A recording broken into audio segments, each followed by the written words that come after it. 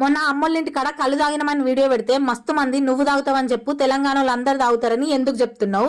నీ అసంటోళ్ళ వల్లనే తెలంగాణలో అంటే తాగుడు మాత్రమే అచ్చు అనే విధంగా అర్థమైతుంది అంటారు. నేను ఒక క్వశ్చన్ అడుగుతా, దానికి ఆన్సర్ చెప్పుర్రి. తెలంగాణలో అంటే ఇంటికి ఎవరన్నా వస్తే ఫస్ట్ ఛాయ్ తాగుతారా అని అడిగి ఛాయ్ కూడా పోతారు కదా, అప్పుడు తెలంగాణలో అంతా ఛాయ్ పోతోళ్ళు అవుతారా?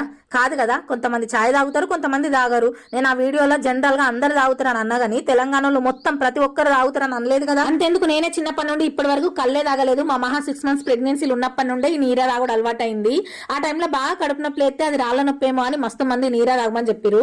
మా ఊళ్ళే కళ్ళే దొరకది, ఇక ఫ్రెష్ నీరా అంటే అస్సలకే దొరకది. పక్కపంట ఏనుగల నుండి ఒక ఆయన వారానికి ఒకసారి కళ్ళు తీసుకొస్తే ఆయనకు చెప్పేది మా అమ్మ, ఏం కలపకుండా మంచి నీర మా బిడ్డకు తీసుకురా అంటే ఆయన వారానికి ఒకసారి 1 లీటర్ తీసుకొచ్చేటోడు. దాంట్లో ఒక గ్లాస్ బల్మీటికి తాగి మిగతాదంతా మా తాతకి ఇచ్చేదాన్ని. అట్లా ఒక 4 times 4 glasses వరకు తాగిన కావచ్చు. ఆ తర్వాత నాకు వచ్చిన కడుపు నొప్పి స్టోన్స్ వల్ల కాదు, అపెండిక్స్ వల్ల అని తెలిసింది.